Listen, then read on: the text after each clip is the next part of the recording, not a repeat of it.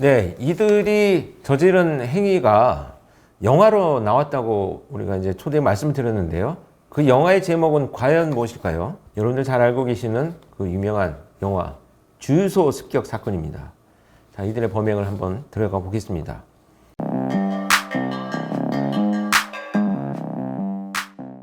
첫 번째 범행에 성공을 하고 900만 원이란 당시 큰 돈을 손에 쥐게 되자 성취감에 도취한 이들은 대담하게도 자신들이 살해한 피해자 이 씨의 차량을 타고 다니면서 다른 범행을 저질렀습니다. 살인을 하고 14일 만이었습니다. 10월 19일 밤 8시경 경기도 성남의 한 휴게소에 침입한 마카파 일당. 그들은 이곳에서 절도를 하려고 했지만 옆에 있던 주유소 직원에게 들키고 말았습니다. 그런데 이들은 도망을 가기보다는 오히려 29살의 직원을 달려들어서 공격하기 시작을 했습니다. 둔기로 때리고 흉기로 여러 번 찔러 중상을 입힌 일당들. 이들은 직원에게서 14만 원의 현금을 빼앗아 달아났습니다.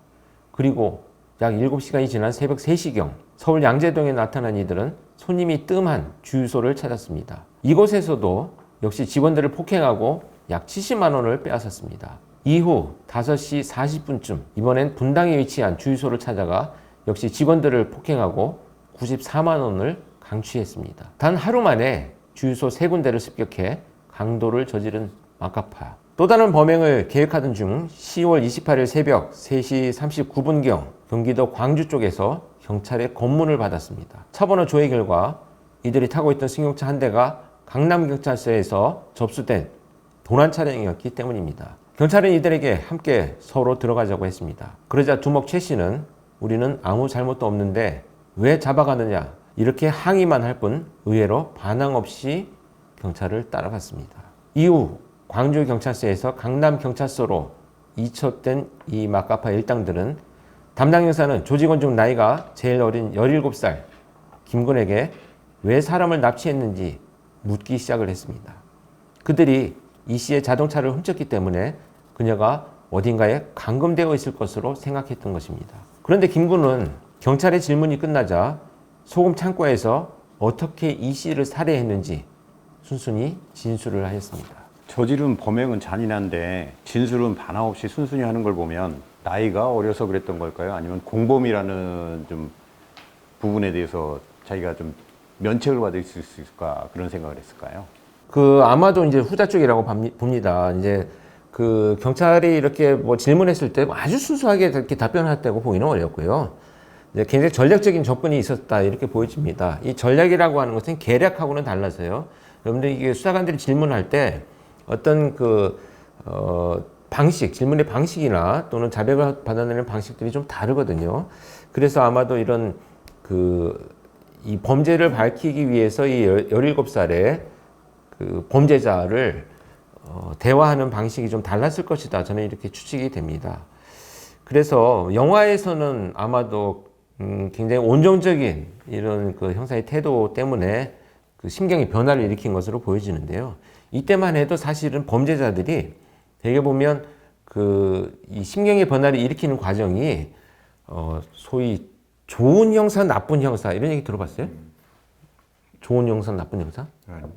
이게 네, 좋은 형사, 나쁜 형사 이게 역할에 대한 얘기인데 외국 영화에도 보면 FBI들이나 뭐 범죄 영화들을 보면 굉장히 막 가혹하게 막 추궁을 하고 이렇게 직선적인 어떤 증거를 제시하는 형사가 있고 다른 이면에서 뭐 이렇게 따뜻하게 대해주는 이런 형사 역할을 하면 그때만 해도 범죄자들이 더 이상 내가 빠져나갈 수가 없다라는 판단을 나쁜 형사 역할을 통해서 인식을 하게 되고 그럼 이것을 좋은 형사 역할을 하는 사람한테 어떤 이 자백을 함으로 해서 좀 더 수위를 낮추고자 하는 이런 의도를 갖게 되거든요.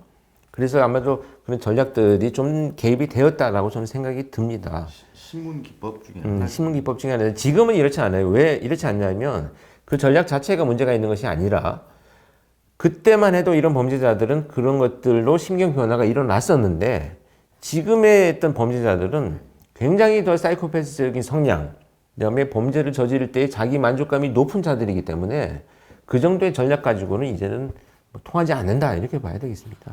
이렇게 뭐 순순히 자백을 한다 그러는데 결국 그 이 씨를 생매장했지 않습니까? 그 살해한 이유는 뭐라고 진술을 했나요? 결국 두목 최 씨의 진술에 의하면 살려두면 신고할 것 같아서 살해했다 이렇게 얘기를 합니다. 그래서 회칼은 왜 사용하지 않고 생매장을 했느냐라는 질문에는 피가 옷에 묻을까봐 그냥 생매장을 했다 이렇게 주장을 하는데요. 이 살인 범죄자는 그냥 살인범입니다. 여러분들 제가 어떤 경험들이 있냐면 성범죄자들 중에서도 어떤 성범죄자의 유형은 그러니까 어쨌든 성범죄자들은 피해자 탓을 합니다. 피해자가 뭐 순응이 했다, 뭐 저항하지 않았다, 뭐 이런 그 말도 안 되는 소리를 하는데 더 황당한 놈은 뭐냐면 강도 범죄를 저지러 들어갔는데 피해자가 신고할까봐 수치심을 주기 위해서 성폭행을 했다 이렇게 주장하거든요. 근데 여러분 이건 그냥 성범죄자입니다 이놈이. 애초에 성범죄자이기 때문에 성범죄를 저지른다 이렇게 봐야 되거든요. 이것도 뭐 신고가 두렵다. 예를 들면 뭐 옷에 피가 묻을까 이거는 할 말이 없다는 얘기예요. 그냥 할 말이 없으니 잔혹함을 드러내기는 어렵고 그래서 말도 안 되는 이런 그 변명을 하지 않았는가. 분노하게 만드는 답변이라고 봐야 되겠죠. 그 당시 그래갖고 일제차 타지 말자 대상이 된다 막 그런 얘기도 한 소문 들었는데 두목 최 씨가 경찰 신문에서 이런 얘기를 했다고 하더라고요. 외제차를 타고 다니는 사람을 증오하며 잘 사는 사람들을 다 죽이고 싶었다. 증오심을 드러냈다고 하더라고요. 그렇죠. 그래서 지존파, 온보현, 막가파로 지금 이어지고 있는데요. 이 시리즈에서 이들이 결국 불특정 다수를 대상으로 공격을 하겠다라고 했지만 그 불특정이라는 것이 결국 부자라는 것에 어떤 한정되어 있다는 특징을 공통되게 드러내고 있고 또 경제적인 문제들, 돈을 뭐 얼마나 빼앗아서 우리가 자금을 마련하겠다, 자세하고 싶다, 뭐 이런 얘기들을 한 거 보면 사실 요 시기에 우리 사회적인 문제가 무엇이 개입됐는지를 좀 들여다볼 필요도 있습니다. 그런데 우리가 97년도에 보면 그 소위 IMF 시대가 도래하면서 급격한 중산층의 몰락이 이루어졌던 이런 시기죠. 그래서 가진 자와 가지지 못한 자들 막 그런 혼란스러운 어떤 사회적 환경 속에서 자기들이 그런 부자에 대한 분노를 양산을 했다 이렇게 변명을 하고 있습니다. 그래서 결국 이제 그 공통점이 그걸로 촉발됐다. 이 범죄자들은 이것이 이제 그 다음에 2000년대가 도래하면서 우리가 연쇄살인으로 넘어갈 때 그 연쇄살인범들이 갖는 관념에 어떻게 영향을 주는지는 또 우리 다음 시리즈에서 한번 같이 분석을 해보도록 하겠습니다. 어쨌든 막가파는 살인과 사체 유기, 범죄단체 결성 등의 혐의로 재판에 넘겨졌고요. 대법원에서 직접 살인에 가담한 두목, 최정수는 사형, 부두목 박씨와 행동대장 정씨는 무기징역을 선고받았습니다. 나머지 조직원들은 징역 6년에서 1년 6개월, 집행유예 3년 뭐 이렇게 선고가 됐는데 이 집행유예 선고되고 1년 6개월을 받은 게 아마 이 자백을 한 17살짜리 이 범죄자로 저는 알고 있고요. 이 중에 참 이거 참 비하인드 스토리이긴 합니다만 이 중에 이렇게 그 짧은 형을 받고 중간에 나와가지고 또 재범한 자가 있긴 있었어요. 그래서 제가 그 사건에 투입됐었는데 참 진짜 지난 얘기니까 좀 편하게 말씀을 드리면 유튜브에서 우리가 이런 그 범죄단체 조직에 뭐 징역 5년 6개월, 1년 6개월 아무리 자백했다고 해도 뭐 집행유예 이렇게 선고하는 것은 제가 볼 때는 이건 좀 당시에 좀 우리 이 법정에서의 판단이 정말 이들한테 너무 죄책감을 느끼고 반성하고 있고 뭐 이런 모습을 보여준다고 해서 너무 형량을 기존 범죄를 저질렀던 범죄자들과 유사하게 설정한 것이 아닌가 이런 좀 안타까움이 있습니다. 두목 최 씨는 아직 사형이 집행되지 않았죠. 우리가 한국 사형이 97년 네, 5년 이후인가부터 그랬어요. 97년부터 사실 이제 지존파와 온보현을 마지막으로 해서 그 당시에 한 30여 명이 이제 사형 집행되고 그 이후로 집행되지 않고 있습니다. 그래서 아직도 그 수감 중에 있는 자입니다. 2015년 SBS 그것이 알고 싶다. 제가 주로 출연하는 그래서 방송에 나와가지고 뭐 범죄를 후회하고 피해자의 진심으로 미안하다라고 하는 인터뷰를 하기도 했다는데요.